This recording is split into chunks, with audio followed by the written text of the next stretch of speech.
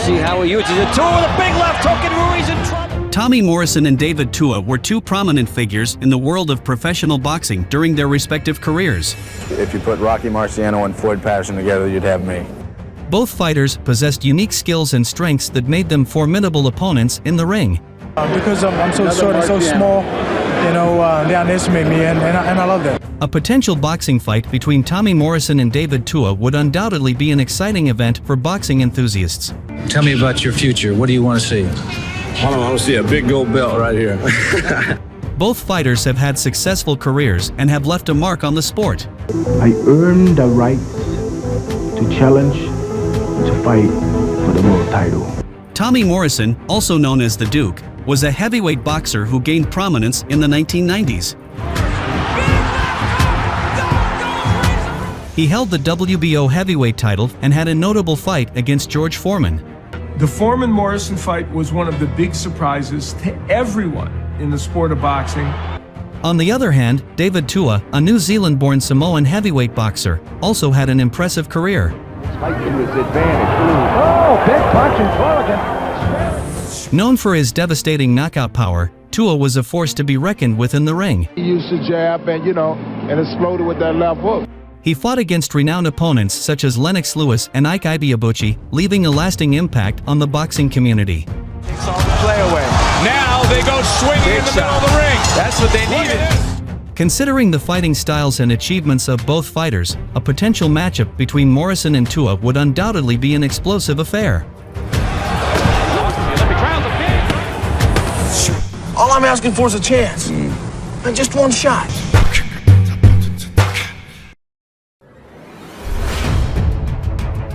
Tommy Morrison began fighting at a very young age, entering toughman contests as a teenager. I fought in 21 toughman contests altogether. I won them all but one. Morrison later advanced to the 1988 Olympic trials, where he met and lost a split decision to the older and more seasoned eventual gold medalist Ray Mercer.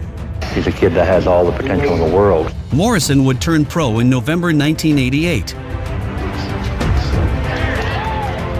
He would reel off 28 straight wins and clobber some recognizable names. He had a style that people love. He disposed of Lorenzo Kennedy, David Jocko, James Tillis, and Pinklon Thomas. I want to see a big gold belt right here. Many of his wins were by way of spectacular knockout. Armed with a punishing, world-class left hook, Morrison had rolled through the competition. He has a natural left hook. Morrison was then given an opportunity to face fellow undefeated fighter Ray Mercer, the WBO title holder, in a pay-per-view card held on October 18, 1991. I've got a job to do, and I plan on doing it quickly. The fight was a matchup between two undefeated, up-and-coming heavyweights. This is a big test for Morrison. Morrison suffered the first loss of his career, losing by fifth-round knockout. On the other hand, David Tua won a bronze medal at the 1992 Summer Olympics and later that year began his professional career. I see great things for this guy here because he can punch, he can take a punch, and he wants to be a professional fighter. In the period from 1992 to 1996, he had 22 fights, all ended in a victory with a knockout. Due to this, the Samoan heavyweight was awarded a WBC international title fight in 1996 against John Ruiz. See how he uses it. Tua with a big left hook, and Rui's in trouble. At the 19th second of the first round, the battle ended in a victorious knockout. But what I love about the whole total package is his viciousness when that bell rings. After first loss to Ike Ibeabuchi, he continued to climb the rankings, and as other contenders dropped away, he quickly found himself in the prime position to finally get the world title challenge he deserved. Waited a long time for this. It's here, and I'm going to go out and get it. A sellout crowd at Mandalay Bay came to see a brawl, but what they got was a superb tactical performance by the IBF and WBC heavyweight champion Lewis. Lennox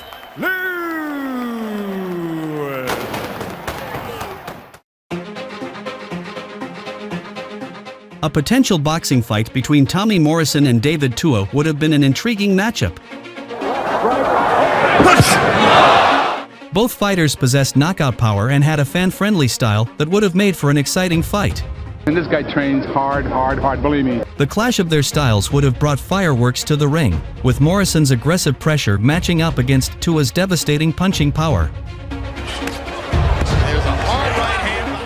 In terms of strategy, Morrison would have likely tried to close the distance and land his powerful punches to overwhelm Tua. Every punch with bad intentions. His relentless pressure and ability to throw powerful combinations could have posed a challenge for Tua's defense.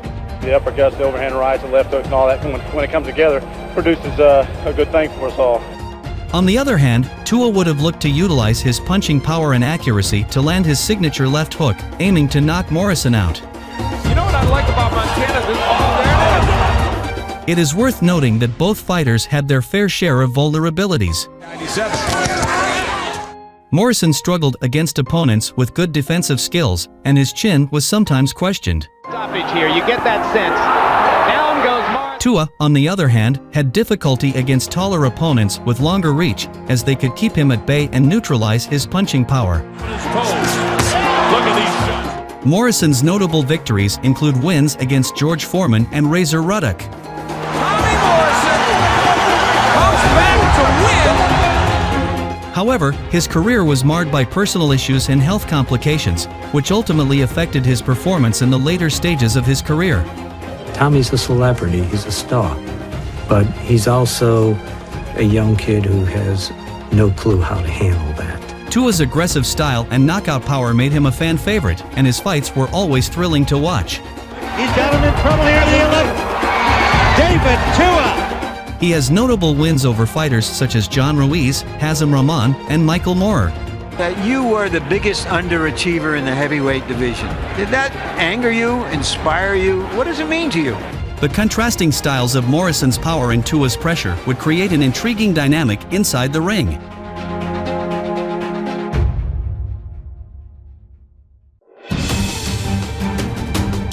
Morrison had terrific potential.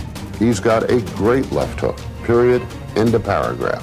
What he didn't have was any sort of discipline, any sort of commitment to boxing, and any kind of controls on his behavior. Night before he fought Michael Bent, Tommy was at a concert drinking beer. Tommy partied 24 hours a day, 7 days a week, 365 days a year, and it not only stunted and eventually stopped his career, it also killed him. And they call us up at midnight, 1 o'clock, and say, hey, you better come and get your boy. He's laid passed out on the floor. Speaking of David Tua, he was a very good, but not great. Nobody will understand why I do what I do, but it's about the person next to you. His two best qualities as a fighter were his devastating left hook and a strong chin, which allowed him never to be stopped in 59 professional fights. Loads up the right hand, but it doesn't quite get. His limitations with his reach, speed, and ring-cutting ability simply kept him from the highest ranks of the heavyweights. There's still a lot of things that I need to improve them in the gym. In conclusion, a potential boxing fight between Tommy Morrison and David Tua would be an exciting prospect for fans and the boxing community at large. Their contrasting styles, impressive careers, and the nostalgic factor associated with both fighters make this matchup highly marketable. If the fight were to materialize, it would undoubtedly be a thrilling and memorable event for boxing enthusiasts worldwide.